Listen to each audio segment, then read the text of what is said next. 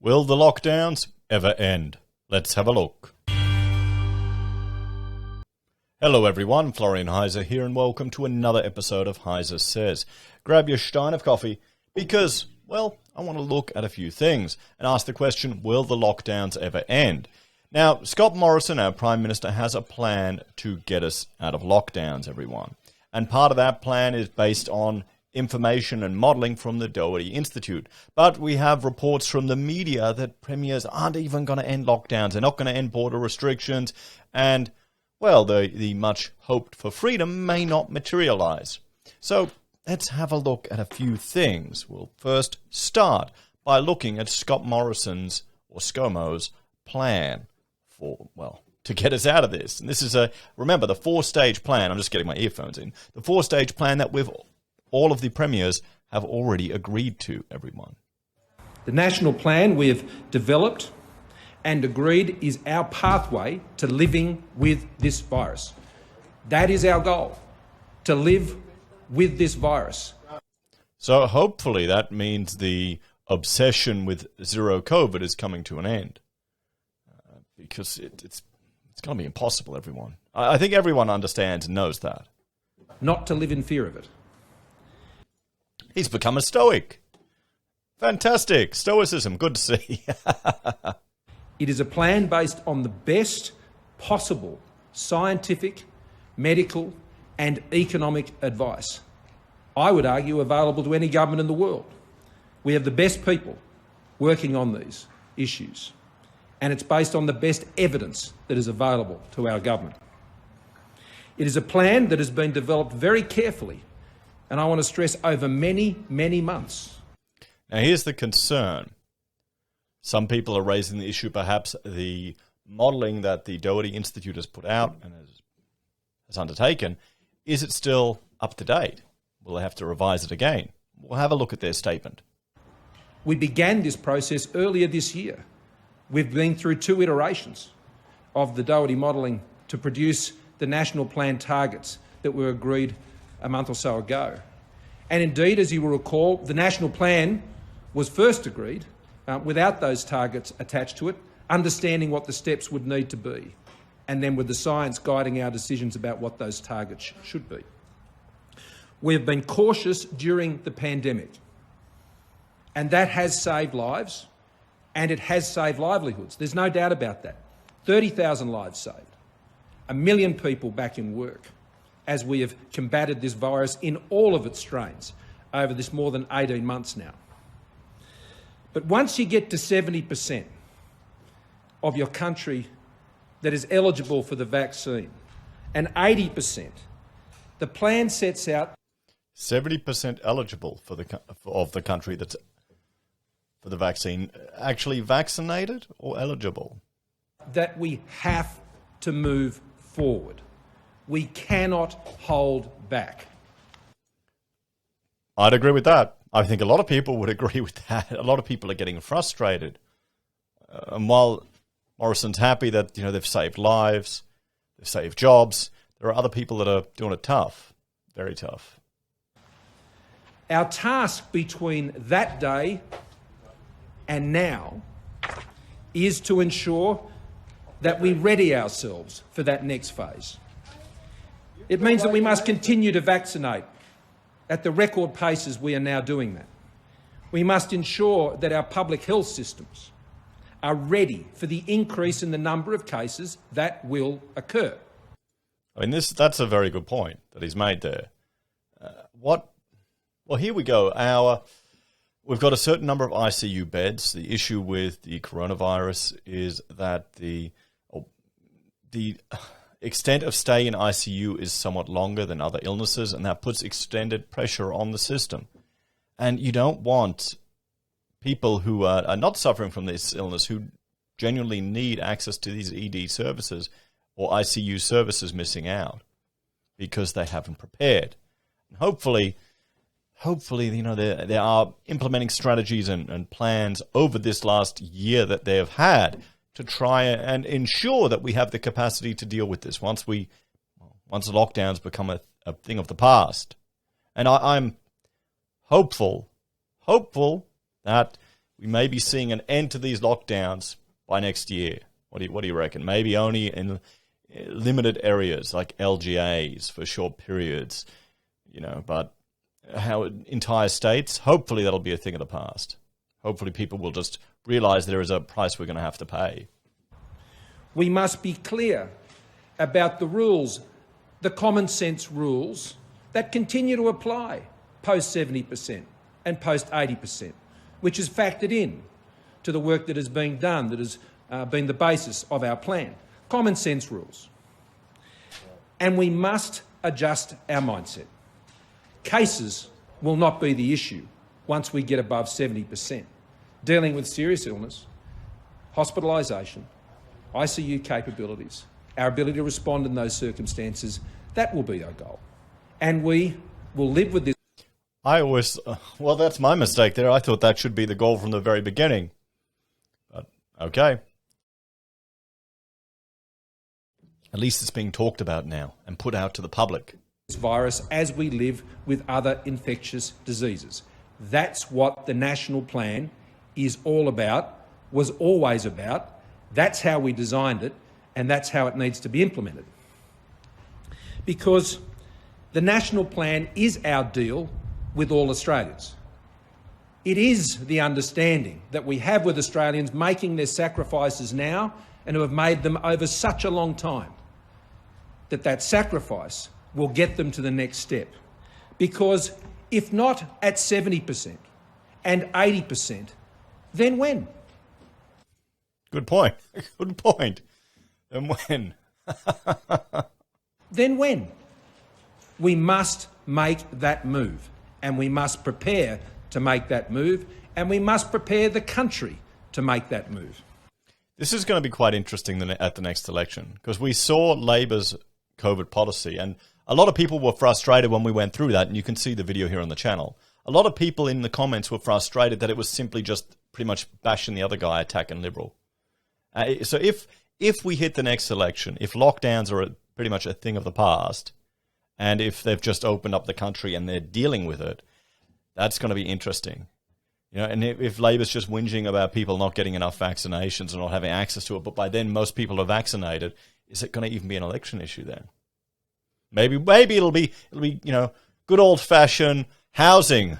Wouldn't that be novel again? That could be housing affordability. Oh, wouldn't that be nice if that was what we were discussing in politics? The lockdowns now being endured are taking an extremely heavy toll, both on the mental and physical health of Australians and on the economic success of Australia. It is taking a heavy toll.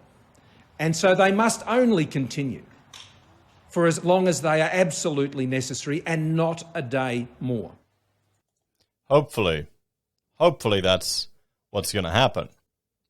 So let's have a look, because we're seeing a few things in the media. The fear is coming out of the media. You've got here, clash looms over the PM's lockdown exit target. Premier, abandon your plans to open up when you hit 6 million jabs. National plan out of the pandemic in limbo amid rising cases in New South Wales. Sydney lockdown strategy, exit strategy revealed. So this is the thing, everyone. Victoria eyes COVID-19 lockdown exit as cases fall. Well, that was a month ago now, so that's definitely out of date as cases have spiked up. But we're also seeing here, Prime Minister says country must prepare for more lockdowns. And the Prime Minister says states and territories must hold to an agreement to wind down lockdowns. Some leaders have expressed hesitancy to abandon lockdowns even once vaccination targets are reached. The federal government warns financial support may dry up for states that do not honour the plan. So are we seeing a conflict here, or at least some fear in the media, that the premiers won't give people their freedom back, that they'll keep doing the lockdowns, and then the federal government will stop supporting it? And, do the states care? If people get unemployed, if the economy gets destroyed, because then you're just on Centrelink. It's a federal problem, isn't it? Yes, I'm sure they're not that heartless. Let's have a look at this statement from the Doherty Institute regarding this. So, The Institute understands how extremely challenging lockdown restrictions are for everyone. Now, I've read papers, letters, and discussions from epidemiologists that were quite critical of lockdowns because, well, the effectiveness of it was questioned, but the damage to the economy and people's mental health is quite self-evident.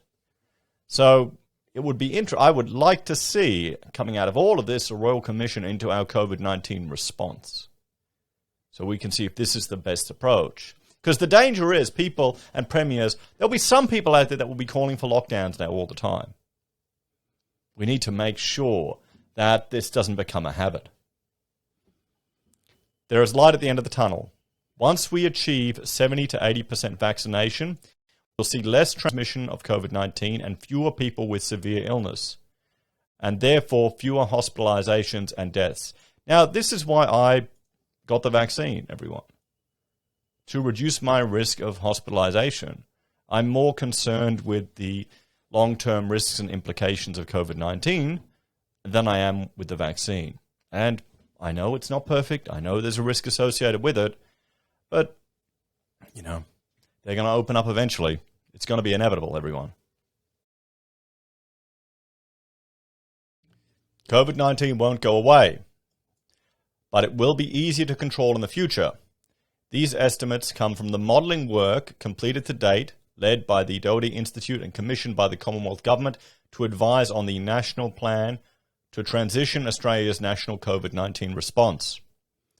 This level of vaccination will make it easier to live with the virus, as we do with other viruses such as the flu. However, it won't be possible to maintain a situation where there are no cases at all. I am glad that this is being this is being put out there.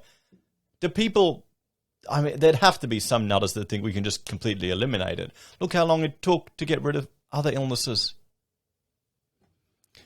The focus will shift to keep the number of people going into hospital and dying at a minimum.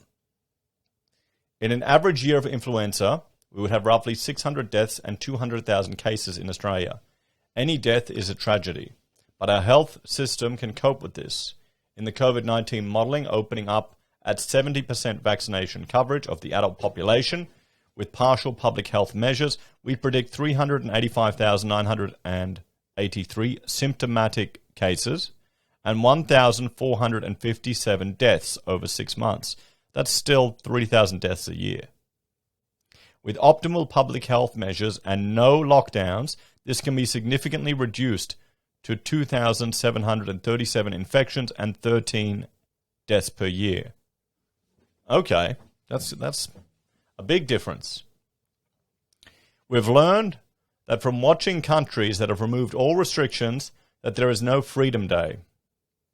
We will need to keep some public health measures in place, test, trace, isolate, and quarantine to keep the reproduction number below 1. But as vaccination rates increase, we'll be able to ease up further, and it is unlikely that we will need generalized lockdowns. Now, this is what we want to avoid. These are what's having the biggest impact and disruption to people's lives, abilities to function in the economy, guys. These are the big issues, the lockdowns. It's destroying businesses, destroying livelihoods, destroying the ability for people to even go to the park or go out away from their home. Once we reach 70% vaccine coverage, opening up at tens or hundreds of cases nationally per day is possible. However, we will need vigilant public health interventions with higher caseloads. It might seem that the test, trace, isolate and quarantine measures aren't currently working in New South Wales or Victoria, but they are. They are stopping transmissions and reducing the effective reproduction rate from 5 closer to 1.3 in New South Wales. These measures will become more effective when more people vaccinate, as vaccines also contribute to stopping transmissions. When we move towards these targets at a rapid pace, we are moving towards these targets at a rapid pace, but we need to keep suppressing COVID-19 through public health measures while we work towards 70 to 80% vaccination across the country. This will ensure we continue to keep the level of hospitalizations and deaths as low as possible to protect the community and prevent our healthcare system from being overrun. I think that's the fear if the system falls over. That seems to be what all this response is for, or what's driven it. The lockdowns, the restrictions. Because what would happen if it broke? How could you get it up again? The team of modelers from across Australia, led by the Doherty Institute, is now working through the implementation issues specific to the states and territories, specific populations and high-risk settings. We are moving towards better control of COVID-19 and a more stable future. We encourage everyone to stay vigilant, get vaccinated if you're eligible, and take care of each other as we transition to living with COVID-19. The modelling report to advise on the national plan to transition Australia's national COVID response can be viewed here. And we'll go through that probably in a Twitch stream, everyone. We'll go through the whole thing. So, what's the solution? What's the takeaway from all of this? Well, let's have a look. Hopefully the states will accept the deal and the plan that they've agreed to. We're meant to have this 4-phase plan that the Prime Minister put out that they all agreed towards. But if the premiers start going, no, we're going to do our own thing, or no, we'll keep lockdown, it's going to end in a mess. I'm hoping the old line of lockdowns win elections, then will disintegrate. And then, I wonder what will happen. I wonder how many people will then accept protests if the Prime Minister is saying no more lockdowns, but the Premier starts. What do you think? Hopefully this will work. Hopefully next year lockdowns will be a thing of the past, if not earlier. What do you think, everyone? Do you think this is a path out of it? Are you worried and concerned? Or do you think the states will use this, for political purposes with the PM and the federal level? I wouldn't put anything past our good old Australian politicians. As always, guys, thanks for watching. Please like, share, and subscribe to the channel. Let me know your thoughts and opinions on this one in the comments down below. If you're a fan and you enjoy the content I create here, there are a few ways you can support us. You can join us on YouTube or Patreon.